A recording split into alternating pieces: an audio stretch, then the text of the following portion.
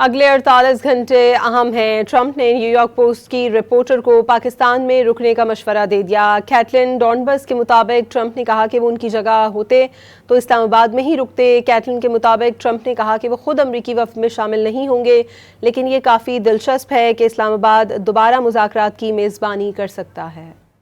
On Tuesday, I called President Trump after hearing about some rumors all week about Pakistan possibly hosting additional peace talks this week.